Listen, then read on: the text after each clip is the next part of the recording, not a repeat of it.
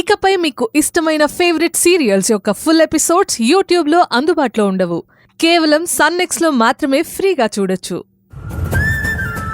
నాకు అనవసరమైన సపర్యలు చెయ్యొద్దని ఏదో ఒక వంక పెట్టుకుని నాతో మాటలు కలపాలని చూడొద్దని చెప్పు. చెప్పు. చిన్నయ్య, బయటికి వెళ్ళండి. అయ్యో, వెళ్ళండి చిన్నయ్య, వెళ్ళండి వెళ్ళండి. అదే అదే కోప్పడికండి, రిలాక్స్ అవ్వండి.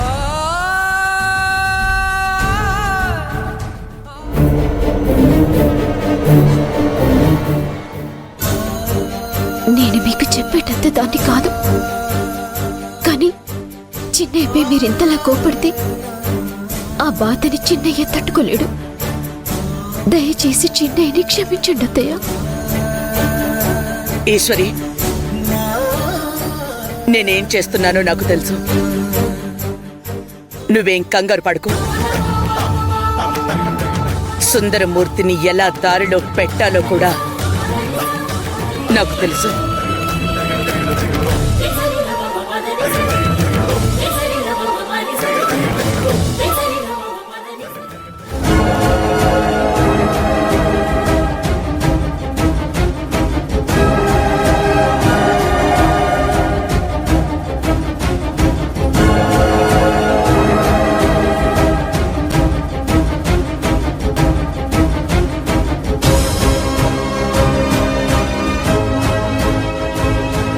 ఎలాగైనా సుందరానికి వాళ్ళమ్మ మీద కోపం వచ్చేలా చేసి తల్లి కొడుకుల మధ్య దూరాన్ని పెంచాలి. సుందరం, నిన్నిలా చూస్తుంటే నా కడుపు తరుక్కుపోతోంది. అయినా నువ్వు చేసిన తప్పుని ఒప్పుకున్నావు కదా. అయినా సరే వదినకి ఇంకా ఎందుకంత కోపం పంతం? తెలుసో తెలియకో అందరం తప్పులు చేస్తాం. ఆ మాత్రానికి కన్న కొడుకువని కూడా చూడకుండా మరీ అంత కఠినత్వం చూపించాలా? అయినా నువ్వు గమనించావా, ఒకప్పుడు మీ అమ్మ నువ్వు ఎన్ని తప్పులు చేసినా ఏమీ అనేది కాదు. ఎప్పుడైతే ఈశ్వరి నీ భార్యగా వచ్చిందో అప్పట్నుండి మీ అమ్మ నీకన్నా ఈశ్వరినే అన్నింట్లో వెనకేసుకుని వస్తోంది. ఇదంతా ఎవరి వల్లో నీకు అర్థమవుతోందా? అర్థం అవుతుంది. ఇదంతా నీ వల్లే జరిగింది. అవును, ఈశ్వరికి నిజం చెప్పొద్దని నువ్వు నా దగ్గర బలవంతంగా ఒట్టు తీసుకోవడం వల్ల ఇన్ని సమస్యలు వచ్చి పడ్డాయి. ఒకవేళ నేను నీ మాటలు నమ్మకుండా ఉన్నట్లయితే ఏ తప్పు చేసుండేవాణ్ణి కాదు. ఏంటి సుందరం, ఏం మాట్లాడుతున్నావు నువ్వు? నేను మీ మావయ్య నీతో ఏం చెప్పినా, నీకోసం ఏం చేసినా నీ మంచి కోసం, మన కుటుంబం బాగు కోసమే చేస్తాం. ఈ ప్రాబ్లం అంతా నేను నీ దగ్గర ఒట్టు తీసుకోవడం వల్ల కాదు, ఈశ్వరి నిన్ను పదే పదే నిజం చెప్పు అని ప్రెజర్ చేయటం వల్ల వచ్చింది. నేనేంటో ఈశ్వరికి తెలుసు. అందుకే తన విషయంలో అంత దారుణంగా నేను ఆలోచించనని తెలుసు కాబట్టే నా వెనక ఎవరో ఉండి ఇదంతా నడిపిస్తున్నారని తను నమ్మింది. అందుకే అన్నిసార్లు అడిగింది. దాంట్లో తప్పే ఉంది? నిజం చెప్తున్నాను అత్త, ఈ విషయంలో మాత్రం నాకు నీ వల్లే ప్రాబ్లం వచ్చింది. మళ్ళీ నువ్వు నన్నే అంటావేంటి సుందరం? అసలు దీనంతటికీ కారణం చిన్నయ్య, గిరిజ పిండి వల్ల నీకేం ప్రాబ్లం వచ్చింది?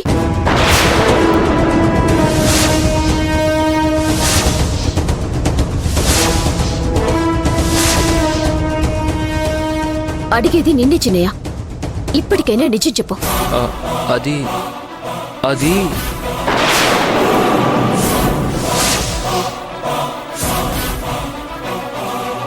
గిరిజ పిండి నీకు లేనిపోనివి చెప్పి నిన్ను రెచ్చగొట్టి నీకా చెత్త ఐడియాలిచ్చి అవన్నీ చేసేలా చేసింది కదా. ఇది మా మాటలు మొత్తం విని ఏమీ తెలియనట్టు నటిస్తోందా, లేక నిజంగానే ఇప్పుడే వచ్చిందా?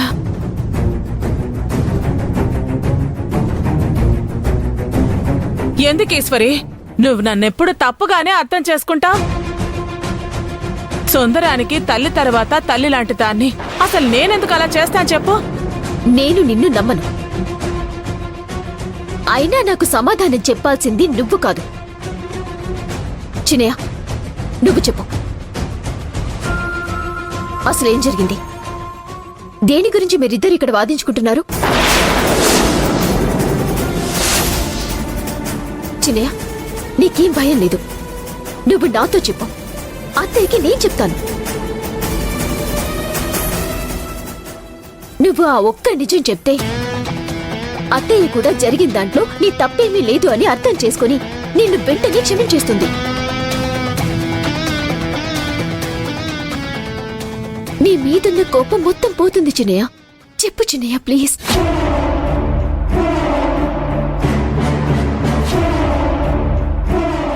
ఏం లేదు ఈషు.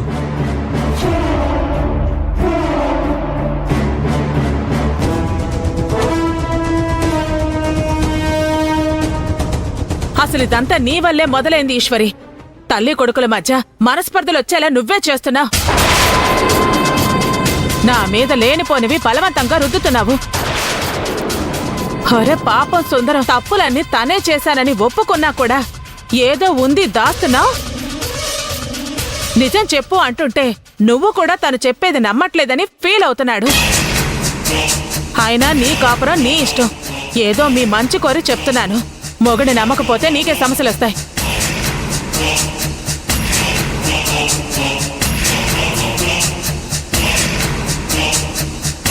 కన్ఫర్మ్ గిరిజ పిన్నే చిన్నయ్యకి ఏవో చెప్పి రెచ్చగొట్టింది.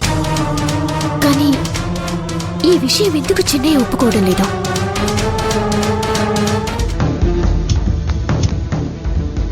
ఇన్నాళ్ళు నా కొడుకు బంగారమని ఎంతో మురిసిపోయేదాన్ని. భార్యాభర్తలిద్దరూ ఎంతో సంతోషంగా ఉన్నారనుకున్నాను. ఇంతలోనే నా కొడుకు అసలు రూపం తెలిసింది. కట్టుకున్న భార్యనే మోసం చెయ్యాలి అని చూస్తున్నాడని తెలిసాక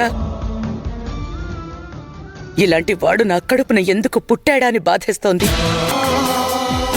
అమ్మా నమస్కారం. నమస్కారం, కూర్చోండి. అలాగే. ఏంటిలా వచ్చారు? మీకు రావటం కుదరలేదేమోనని నేనే గుర్తుపెట్టుకుని మరీ వచ్చానమ్మా. అర్థం కాలేదు. ఇంకా నయం, గుర్తు లేదు అనలేదు.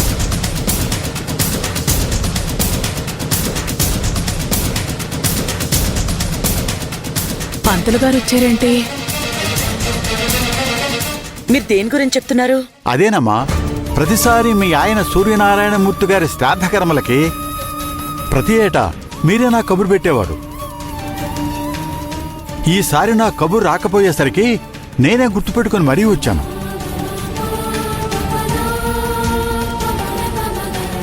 కన్న కొడుకు నిజ స్వరూపం తెలిసాక ప్రపంచమే శూన్యం అన్నట్టయింది. ఇప్పుడు ఆయనే ఉండుంటే సుందరం ప్రవర్తన చూసి ఎంతగా తల్లడిల్లేవారు.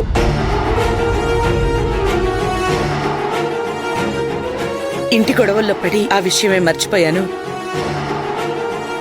మీరు గుర్తుపెట్టుకుని వచ్చి మంచి పని చేశారు. రేపటి కార్యక్రమానికి ఏర్పాట్లు చూడండి. అలాగేనమ్మా, వస్తానమ్మా. అలాగే. పంతులు గారు, ఏంటమ్మా? తండ్రికి శ్రాద్ధకర్మలు కొడుకే చెయ్యాలా, లేదంటే ఎవరైనా చెయ్యొచ్చా? వదిన ఇలా అడుగుతోందేంటి? అలా అడిగారేంటమ్మా? తెలుసుకోవాల్సిన పరిస్థితి వచ్చింది పంతులు గారు. చెప్పండి. మీ మనిషి అనుకున్న దగ్గర వాళ్ళు ఎవరైనా కార్యక్రమాన్ని చెయ్యొచ్చు. కొడుకు చెయ్యలేని పక్షంలో కొడుకు వరసైన వాళ్లైనా లేదా బంధువుల్లో అయిన వాళ్ల చేతైనా చేయించొచ్చు. ఇక తప్పదు, ఎవరూ లేరు అన్న పక్షంలో అప్పుడు భార్యస్థానంలో మీరు చెయ్యొచ్చు.